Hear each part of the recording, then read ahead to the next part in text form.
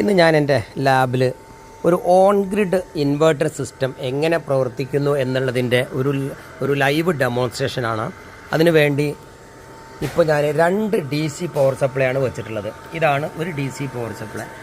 ഇതിലിപ്പോൾ സെറ്റ് ചെയ്തിട്ടുള്ളത് 15 അത് കൂട്ടാം, നമുക്ക് കൂട്ടും കുറക്കും ചെയ്യാം. ഇപ്പോൾ ആംബിയർ ഒന്നും എടുക്കുന്നില്ല. ആ പവർ സപ്ലൈ കണക്ട് ചെയ്ത് വാട്ട് മീറ്റർ ഇവിടെ നോക്കാം. 8 വാട്ട്സ്. കാരണം ഇതൊരു SMPS സ്റ്റാൻഡ് ബൈ ആയിട്ട് വർക്ക് ചെയ്യണം. അതിനെടുക്കുന്ന പവറാണ്. ഔട്ട്പുട്ട് ലോഡൊന്നും ഇല്ലാതെ തന്നെ 8 വാട്ട് എടുക്കുന്നുണ്ട്. ഓക്കെ, ഇവിടെ വേറൊരു പവർ സപ്ലൈ വെച്ചിട്ടുണ്ട്. ഇത് ട്രാൻസ്ഫോമർ പവർ സപ്ലൈ ആണ്. ഇതിൻ്റെ ഔട്ട്പുട്ട് ഞാനൊരു DC ഔട്ട്പുട്ട് എടുക്കും. DC volt. അവിടുത്തെ ആംബിയർ ഇവിടെ 0 ആണ്. 15 പോയിൻറ്റ് സംതിങ്ങിൽ കിടക്കണം. നമുക്കത് കൂട്ടാം കുറയ്ക്കാം. ഓക്കെ, അപ്പോൾ ആ ഒരു ട്രാൻസ്ഫോമറിൻ്റെ ലോഡ് 19 പോയിൻറ്റ് ഏകദേശം ഒരു 20 വാട്ട്സ്. കാരണം ട്രാൻസ്ഫോമർ പവർ സപ്ലൈ ആണിത്. 30 വോൾട്ട് വരെ അഡ്ജസ്റ്റ് ചെയ്യാൻ പറ്റുന്ന ഒരു പവർ സപ്ലൈ ആണ്. ഇവിടെ 60 വോൾട്ട് വരെ അഡ്ജസ്റ്റ് ചെയ്യാൻ പറ്റുന്ന ഒരു പവർ സപ്ലൈ ആണിത്. എനിക്ക് 2 DC ഔട്ട് തമ്മിൽ മിക്സ് ചെയ്യുമ്പോൾ എന്ത് സംഭവിക്കുന്നു എന്നാണ് ഈ ഒരു ഡെമോൺസ്ട്രേഷനിലൂടെ ഞാൻ ഉദ്ദേശിക്കുന്നത്. ഇത് എല്ലാവർക്കും അനുകരിക്കാനുള്ളതല്ല. ടെക്നിക്കലായ ഒരല്പം അറിവുള്ള ആളുകൾക്ക് ഇത് പരീക്ഷിക്കാം. ഇത് പരീക്ഷിക്കാൻ വേണ്ടി മാത്രമല്ല, ഒരു ഓൺ ഗ്രിഡ് ഇൻവെർട്ടറിൻ്റെ യഥാർത്ഥ വർക്കിംഗ് തിയറി നിങ്ങളെ ഒന്ന് ബോധ്യപ്പെടുത്താൻ വേണ്ടിയിട്ടാണ്. ഇനി ലോഡ് കണക്ട് ചെയ്യാൻ വേണ്ടിയിട്ട് ഇപ്പോൾ എൻ്റെ കയ്യിലുള്ളത് എന്താണ്, ഒരു 48 വോൾട്ട് DCയിൽ വർക്ക് ചെയ്യുന്ന ഒരു മോട്ടോറുണ്ട്. കണക്ഷൻ കൊടുത്തിട്ടില്ല. പിന്നെ എന്തൊക്കെയുണ്ട് എൻ്റെ അടുത്ത്? ഒരു ബ്രിഡ്ജ് റെക്ടിഫയർ ആണിത്. 40 ആംബിയറിൻ്റെ ഒരു ബ്രിഡ്ജ് റെക്ടിഫയറിൻ്റെ AC ഇൻപുട്ട് 2 വയറാണ് ഇത്.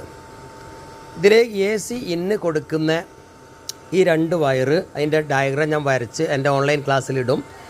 ഇതിലേക്ക് ഇതിപ്പോൾ ഞാൻ ചെയ്തിട്ടുള്ളത് 2 ഡയോഡ്, ഒരു ഫുൾ വേവ് റെക്ടിഫയർ ആയിട്ടാണ് ചെയ്തിട്ടുള്ളത്. 2 ഡയോഡ് ഉപയോഗിച്ചിട്ടുള്ളതാണ് ഈ ഒരു ബ്രിഡ്ജ് ഡയോഡ് ഞാൻ ഉപയോഗിക്കുന്നത്. എന്ന് വെച്ചാൽ ഒരു ഫുൾ വേവ് റെക്ടിഫയർ, ബ്രിഡ്ജല്ല ഫുൾ വേവ് ആക്കിയിട്ടാണ് യൂസ് ചെയ്തിട്ടുള്ളത്. Positive out, 2 AC input, 2 AC input, ഒരു പോസിറ്റീവ് ഔട്ട്. ഇനി നമുക്കിതിൻ്റെ വയറിങ്ങിലേക്ക് കടക്കാം. അപ്പോൾ 2 പവർ സപ്ലൈയുടെയും ഗ്രൗണ്ട് ഞാൻ എന്ത് ചെയ്തിട്ടുണ്ടോ മോട്ടോറിലേക്ക് കൊടുത്തു. എന്ന് വെച്ചാൽ ലോഡ് നേരെ അങ്ങ് കൊടുത്തു. ഈ പവർ സപ്ലൈയുടെ ഗ്രൗണ്ടും അവിടുത്തെ ഗ്രൗണ്ട് എടുത്ത് negative, ground means negative volt black wire ഞാൻ ഒന്നാക്കി അങ്ങോട്ട് കൊടുത്തു. ഒന്നുമില്ല. അപ്പോൾ ഈ പവർ സപ്ലൈയും Aയും Bയും നെഗറ്റീവ് കോമൺ ആക്കി മോട്ടോറിലേക്ക് ലോഡ് കൊടുത്തു. ഇനി 2 ഡയോഡിൻ്റെ ഓരോരോ പോയിൻ്റാണ് ഇത്. ഓക്കെ, ഇവിടെ ഇനി നമുക്ക് ഒരു പവർ ഇവിടെയും കൊടുക്കുന്നു. ഈ ഒരു പവർ പോസിറ്റീവ് എടുത്തിട്ട് മറ്റൊരു ഇതിലും കൊടുത്താൽ ഏതിൽ നിന്നായിരിക്കും ഈ മോട്ടോർ വർക്ക് ചെയ്യുക എന്നുള്ളതാണ്. ഈ 2 DCയും കൂടി അങ്ങ് പാരലൽ ചെയ്താൽ ഏത് DCയിൽ നിന്നായിരിക്കും ഈ മോട്ടോർ വർക്ക് ചെയ്യുക എന്നുള്ളതാണ് ഇനി ചെയ്യാൻ പോണത്. ഇവിടെ ഞാൻ കൊടുക്കുകയാണ്. ഇപ്പോൾ മോട്ടോർ വർക്ക് ചെയ്തു. ഓക്കെ, ഇപ്പോൾ മോട്ടോർ വർക്ക് ചെയ്തു. എന്ന് വെച്ചാൽ ഈ പവറിൽ നിന്ന് എടുത്തു 1.3 ആംബിയർ എടുക്കുന്നുണ്ട്. ഞാനിത് ഒരേ വോൾട്ടേജ് ആക്കി മാറ്റുക. രണ്ടും കൃത്യപ്പം എനിക്ക് ചെയ്യാൻ പറ്റില്ല. എന്നാലും ഇതേ ഒരു 15 വോൾട്ടേജ് 15 അവിടെ കൊടുത്തു. 15 ഞാൻ ഇതും ആക്കാൻ പോണു. ഓക്കെ, 15 ഇതിലിട്ടു. ഇപ്പോൾ രണ്ടിലും തുല്യ വോൾട്ടാക്കി കൊടുത്തു കേട്ടോ. എന്നാലും ഏതെങ്കിലും ഒന്നിൽ കൂടുതൽ ഉണ്ടാവും. ഇനി ഞാൻ എന്താ ചെയ്യാൻ പോകണമെന്ന് വെച്ചാൽ ഈ പവർ 2ലേക്കും കൊടുക്കണം. ഇപ്പോൾ ഈ പവർ സപ്ലൈ ഓണായി. 1.3 ആംബിയർ കറണ്ട് എടുത്തു. വാട്ട്സ് നമുക്ക് നോക്കാം. 67 വാട്ട്സ്. നേരത്തെ ഒരു 20 അവിടെ ഉണ്ടാകും കേട്ടോ. അത് നോക്കണ്ട, നമുക്ക് ആംബിയർ തന്നെ നോക്കിയാൽ മതി. 1.3 ആംബിയർ എടുത്തു. അവിടെ ഒന്നും എടുത്തിട്ടില്ല, ഒന്നും കൊടുത്തിട്ടില്ല. ഇനി ഞാൻ ഈ പവർ സപ്ലൈ ഡയോഡ് കൊടുക്കുകയാണ്. ഇതിൻ്റെ ഡയഗ്രാം ഞാൻ വരച്ചിടും. ആ പവർ സപ്ലൈ അവിടെ കൊടുത്തു. ഇപ്പോൾ നോക്കാം നമുക്ക്. 2 0.5 ആംബിയർ, അവിടെ ഒരു 0.7 എടുത്തു. ഇത് ആംബിയർ കൂടുതലുള്ളതാണ് ഈ ഒരു പവർ സപ്ലൈ. അതുകൊണ്ട് ഇപ്പോൾ 2ൽ നിന്നും ആവറേജ് ഈക്വൽ എടുക്കാൻ തുടങ്ങി. ഇനി ഇതിൻ്റെ വോൾട്ടേജ് ഏതിനാണോ വോൾട്ടേജ് കൂട്ടുന്നത് അതിനായിരിക്കും ഇനി മോട്ടോർ വർക്ക് ചെയ്യാം. നമുക്കിത് നോക്കാം. ഇത് ഞാൻ വോൾട്ടേജ് കൂട്ടാൻ പോണ്. ഒരു 16 വോൾട്ടാക്കി. Okay, 16 volt, 16 point something, 1.3. അവിടെ എന്തായി? 0 ആയി. ഞാൻ അവിടെ 0 ആക്കിയിട്ടില്ല. എന്ന് വെച്ചാൽ എവിടുന്നാണോ കൂടുതൽ വോൾട്ടേജ് വരുന്നത് അതിൽ നിന്നായിരിക്കും ഈ മോട്ടോർ ലോഡ് എടുക്കുന്നത്. അത് കണ്ടോ, ഇപ്പോൾ എത്രയിലാണത്? 1 വോൾട്ട് കൂടിയിട്ടേ ഉള്ളൂ അല്ലേ. 16 ഇതിന് 16 വേണ്ട, കൊടുക്കാം, 16 തന്നെ ആക്കാം. ആയിക്കോട്ടെ, 16 വോൾട്ട് 1.3 ആംപിയർ ഇവിടെ ഇല്ല, 15. ഇനി ഞാൻ ഇതിനെ 16 ആക്കട്ടെ. അപ്പോൾ ഈക്വലായിട്ട് എടുക്കും. 16 ആക്കിയാൽ 1 വോൾട്ട് കൂട്ടിയാലോ, ഇതാ ഇപ്പം 0.8 ഇവിടെ ഇപ്പോൾ കുറഞ്ഞു. ഞാൻ കൂട്ടാൻ പോണ്, ഇവിടെ 1 വോൾട്ട് കൂട്ടണം. 1 വോൾട്ട് കൂട്ടണ്ട, ഒരു 0.2 കൂടിയാൽ മതി. 16.2 ഇട്ട് അവിടെ 1.3 ആംപിയർ. ഇവിടെ കണ്ടോ 16 വോൾട്ട്, നോ കറണ്ട്. ഇവിടെ 16 വോൾട്ട്, ഇവിടെ ആംപിയർ എടുക്കുന്നില്ല.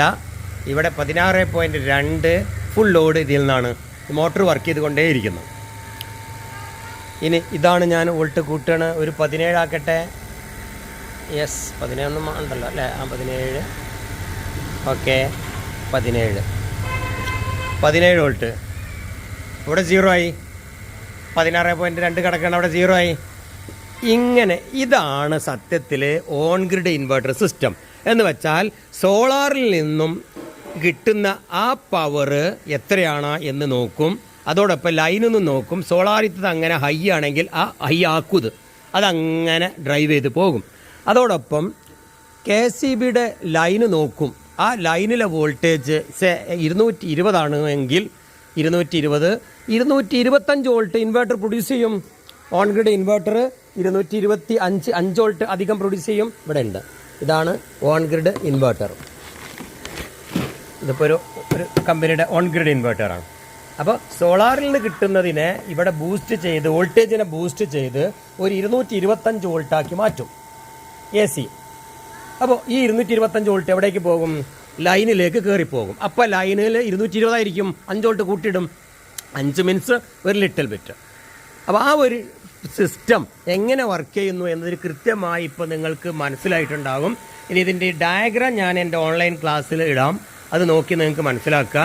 കൃത്യമായി ഇത് വർക്ക് ചെയ്യണ്. ഇവിടെ 1.3 വോൾട്ട്. ഇനി ഇവിടെ 0 ആണ്. ഇപ്പോൾ ഇത് നേരെ നമുക്ക് ഒരല്പം കൂടി ഇവിടെ കയറ്റിയാൽ ഇതിൽ നിന്നാവും കറണ്ട് എടുക്കൽ. 17 എടുത്തു, 17 വോൾട്ടാക്കി. ഇവിടെ 1.3 ആംപിയറിൽ കയറുന്നുണ്ട്. അപ്പോൾ ഇവിടെ 0 ആയി. അതുകൊണ്ട് നമുക്കിവിടെ കൂട്ടാം. അങ്ങനെ കൂട്ടാൻ പാടില്ല, അതിലൊരു കണക്കൊക്കെ ഉണ്ട് കേട്ടോ. ഇവിടെ ഇപ്പോൾ എനിക്കിപ്പോൾ എത്രയും കൂട്ടാം. ഇവിടെ 30 വരെ ഇവിടെ പോകും, അവിടെ അധികം പോകും. അതുകൊണ്ടാണ്. പക്ഷേ AC ലൈൻ എന്ന് പറയുമ്പോൾ 5 വോൾട്ടിൻ്റെ ഒരു വ്യത്യാസമൊക്കെ തത്വത്തിലുണ്ടാവും. അതിനനുസരിച്ച് അപ്പ് ആൻഡ് ഡൗൺ നടക്കും. ഇങ്ങനെയാണ് ഒരു ഓൺ ഗ്രിഡ് സിസ്റ്റം വർക്ക് ചെയ്യുന്നത്. ഈ സിസ്റ്റം ഞാനിപ്പോൾ ഇവിടെ എന്തിനാണ് ചെയ്തു വെച്ചാൽ നമുക്ക് പകൽ സമയത്ത് സോളാറിൽ നിന്നും, അതുപോലെ സോളാർ ഇല്ലാത്തപ്പോൾ വൈകുന്നേരം കറണ്ടിൽ നിന്നും വർക്ക് ചെയ്യിപ്പിക്കുന്ന ഒരു സിസ്റ്റം, ഒരു DC ഓൺ ഗ്രിഡ് സിസ്റ്റം ഇപ്പോൾ ഡെവലപ്പ് ചെയ്യുകയാണ്. ഇനി നമുക്ക് ഈ ഒരു മോട്ടോറിന് പകരം ഒരു BLDC ഫാൻ വെച്ച് കഴിഞ്ഞാൽ ഒരു ഭാഗത്ത് നമുക്ക് ഈ സോളാർ പാനലും മറുഭാഗത്ത് ഇതുപോലത്തെ ഒരു കറണ്ടിൻ്റെ ഒരു അഡാപ്റ്ററും കൊടുത്താൽ ഇതിൽ നിന്നും 18 വോൾട്ട് വരുമ്പോൾ നമുക്ക് ഇതിൽ നിന്നും എടുക്കും, സോളാറിൽ നിന്ന് എടുക്കും. അന്നേരത്തെ ഒരു 12 വോൾട്ട് അഡാപ്റ്ററാണ് ഞാൻ AC എന്ന് കൊടുക്കാൻ പോണത്. അപ്പോൾ എന്തായാലും അതിൽ നിന്ന് എടുക്കില്ല. ഇയാൾ അങ്ങോട്ട് 12ൻ്റെ താഴത്തേക്ക് വന്നാലോ അല്ലേ, 11 വോൾട്ടൊക്കെ ഉണ്ടാവും വൈകുന്നേരം ആകുമ്പോൾ. ആ നേരത്തെ ഇയാൾ എടുക്കില്ല. നേരെ എവിടെ നിന്ന് എടുക്കും? നമുക്കത് കറണ്ടിൽ നിന്ന് എടുക്കണേ. ഓട്ടോമാറ്റിക് പവർ സപ്ലൈ, ഒരു ഓൺ ഗ്രിഡ്, പ്രൈവറ്റ് ഓൺ ഗ്രിഡാണ്. അടുത്ത എൻ്റെ ഡെമോൺസ്ട്രേഷൻ. ഇതിൻ്റെ വിശദ വിവരങ്ങൾ അറിയാൻ നിങ്ങൾ താഴെയുള്ള കമൻറ്റ് ബോക്സിലിടുക. അതോടൊപ്പം കൂടുതൽ ഡീറ്റെയിൽ കിട്ടാൻ താഴെ ഞാനൊരു ലിങ്ക് ഇടുന്നുണ്ട്, എൻ്റെ ഓൺലൈൻ ക്ലാസ്സിൻ്റെ ലിങ്ക്. അതിൽ വന്നാൽ കൂടുതൽ സംശയങ്ങൾ ചോദിക്കുക. ടെക്നിക്കലായ ഇലക്ട്രീഷ്യന്മാർ, ഇലക്ട്രോണിക് ടെക്നീഷ്യന്മാരൊക്കെ എൻ്റെ ഓൺലൈൻ ക്ലാസ്സിൽ വന്നാൽ ഒരുപാട് ആളുകളുണ്ട്. അവർക്ക് വലിയ ഗുണമായിരിക്കും. നിങ്ങളുടെ എക്സ്പീരിയൻസ് ഒക്കെ ഷെയർ ചെയ്യുക. നമ്മൾ പഠിക്കുക, പഠിപ്പിക്കുക, അറിവ് നേടുക, വീണ്ടും അടുത്ത ആൾക്ക് അത് പറഞ്ഞു കൊടുക്കുക. ഇതാണ് എൻ്റെ ലക്ഷ്യം. അപ്പോൾ തീർച്ചയായിട്ടും ഇനി ഓൺലൈൻ ക്ലാസ്സിൽ എല്ലാ ദിവസവും 9 മണി മുതൽ 10 മണി വരെയുള്ള ക്ലാസ് റൂമിൽ വെച്ച് കാണാം.